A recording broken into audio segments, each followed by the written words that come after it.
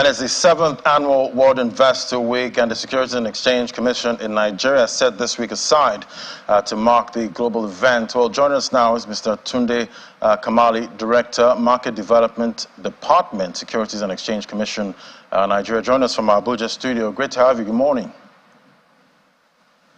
Good morning, lady. Thanks for having us on your program. Fantastic. So definitely, we know 2022 was a tough year for investors, with the war in Ukraine. We saw it was risk-off, sentiment. There was big flight, to safety, and, some investors suffered losses that still held on.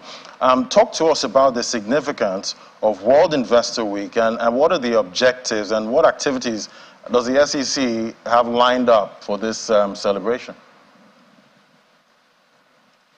Okay, thank you, Ladi. To start with, I would like to take a second or two to give a background to the whole World Investor Week commemoration.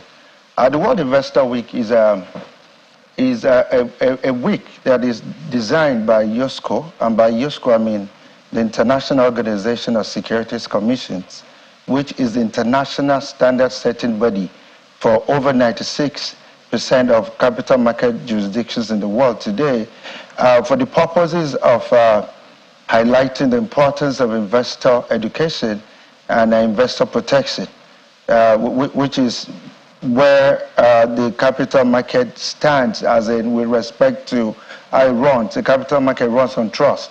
And when trust is lost, then there wouldn't be a market. However, the realization of a fact that investor education is the first level of protection, and there are two sides of the same coin. And an informed investor is a protected investor, as he will know what to do, what steps to take, what kind of decisions to make at any point in time. So the essence of the World Investor Week, too, where we find ourselves today, the world over, especially with respect to the Ukraine-Russia war, is the fact that the investor needs to know at every point in time. And knowing should not be selective. Investors within the same jurisdiction should receive information at about the same time as possible as that can be, and to the same level of granularity and detail. And what does that mean? If I have information, I know what not to invest in at this point, I know what's happening, and I know the right decisions to take. So basically, the essence of a World Investor Week, which is the 7th in the series, is started 2017, is to highlight the importance of ensuring that investors are very well educated so that they can make informed decisions at any point in time, and also be protected from falling victim or putting their hard-earned money into bogus schemes and investments. Yeah, and definitely we've seen investors fall for different kinds of Ponzi schemes. At this time, they look so attractive. Everyone's trying to make a buck here. But what has been the impact so far of marking this week? Is the 7th one, and what are you expecting going forward? Okay, the beauty is information not shared has no relevance to either the harbinger, that's whoever is has it in its possession, or the people to whom it should go. So what we have realized is, over time, with the efforts of the Commission and stakeholders in the market, we have been able to expand the knowledge net, even though there's still a lot to be done. And with respect to Ponzi schemes, I guess the first factor of attraction is human, and that's greed, whether we like it or not. I come to you to say, okay, this is an investment from which you make maybe 10% on a yearly basis, but some other person comes and says you make 40, 50, 60% in 2 months, and you rather go for that. However, education could help to stem the level of greed that we have seen over time. And I also believe that people themselves, especially those who had their fingers burnt, become ambassadors of the capital market instead of going for those bogus schemes. And we continue to do public enlightenment programs. We also go to schools, we go to markets, we make publications. Today we're on TV, and I can only imagine how many millions of people are watching. I will take away one or two things from this program. But at the end of the day, IOSCO felt, let us dedicate a whole week to highlight this and bring it to the fore, even before policymakers, before even the man on the street, so that they feel the need to have a rethink on where to put in their money for investment with the requisite knowledge that they need. So, right. so we have seen an increase in knowledge base, all right, even though, like I stated, a lot still needs to be done. But we will not relent on our oars. Yeah, because when an investor, identifies an investment opportunity or asset class, sometimes it's time sensitive, and you feel like, you know what, I need to take this opportunity now before, I lose it. How do you manage that FOMO, that fear of missing out, manage that so you don't make, the wrong decision, or if it's the right decision, even though it might look too good to be true, but turns out to be good, how do you manage that time lag? Okay, like I stated earlier, the market runs on trust. It runs on information, and information should reach every interested party at the same time, to the same level of detail and granularity. Your timing in taking your decision now becomes an individual thing.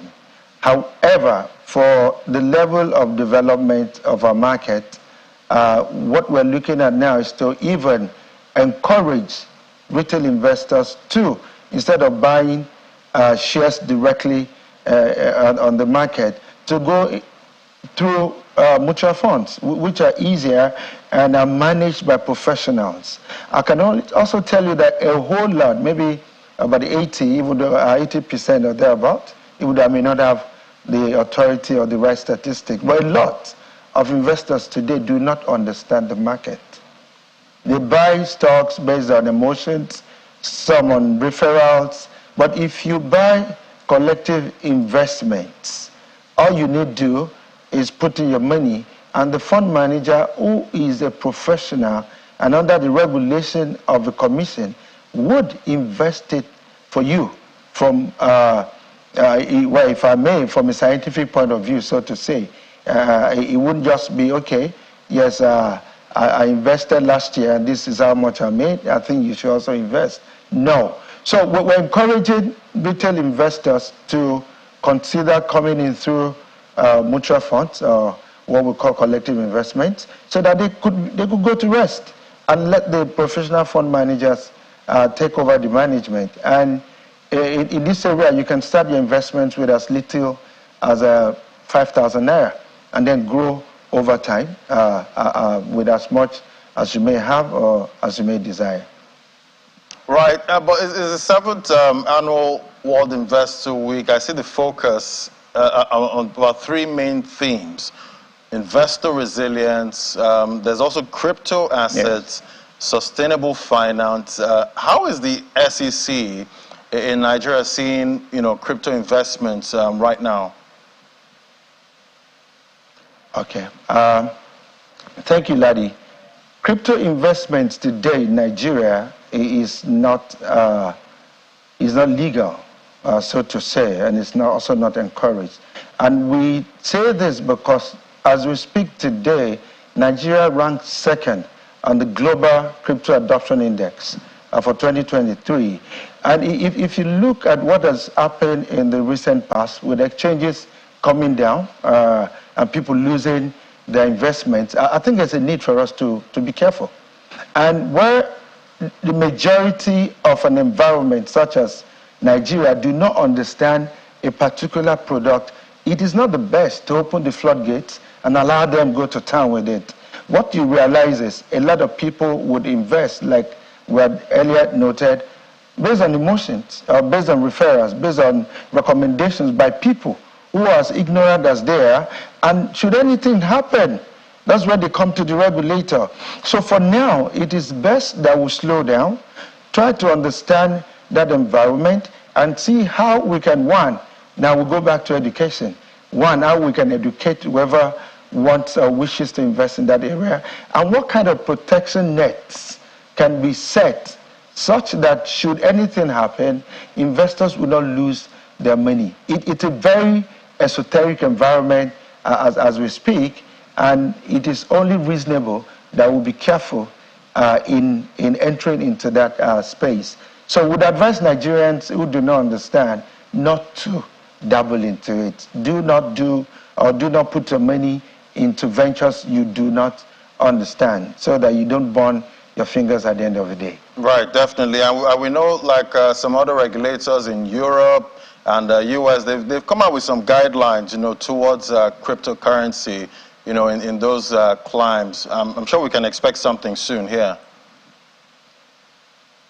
Yes, we're actually working on it, but like I said, we also need to be careful given the peculiarities of our environment. We shouldn't compare ourselves with European markets. They're developed markets. We are developing markets. So if they take a step in 5 days, it may take us the next 10 days or 15 days to take the same step to ensure that we do not make the wrong or not imperfect regulations that would at the end of the day be a disservice to our market and to our people. Right, definitely. But you should expect something very soon. Okay. Yes. Well, we know Nigerians are going through a cost of living crisis right now. The average minimum wage earner spends all of their money on food. So many are not looking to invest, at this time. What's your advice to that minimum wage earner or middle class individual that's not even thinking of investing right now because they're trying to eat? Okay, good. My response to that is yes, agreed. The living cost is so high, minimum wage is not desirable and all that. But I can tell you, if you fast today, you break the fast tomorrow. But if you don't fast today, there will be no fast to break tomorrow. No matter how tight it might be, like I stated earlier, the investments you can start with as low as 5,000. And then you start to add to it. You could add less than that in the course of time. But if you make it regular, you'll be shocked within a period how much you would have had in investments. And whether we like it or not, yes, things could be hard. But for it to be better tomorrow, we must also be ready to plow and give the sacrifice.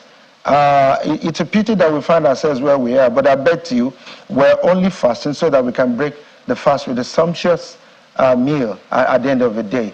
So that should not stop us completely from considering our tomorrow. Like they say, when you invest today, you're investing for the raining day. And whether you like it or not, that day will come. So take the pains today so that you can have the gains tomorrow. Thank you. Right, and I'm definitely hoping one day I'll be a billionaire investor sometime and maybe pass through this whole situation and still be able to invest. Thank you so much for coming on, Mr. Tunde Kamali, Director, Market Development Department, Securities and Exchange Commission, Nigeria. Thank you very much. I look forward to sharing and spending in your millions. Thank you. Thank you. Have a great day. Bye-bye. Why not? Thank you.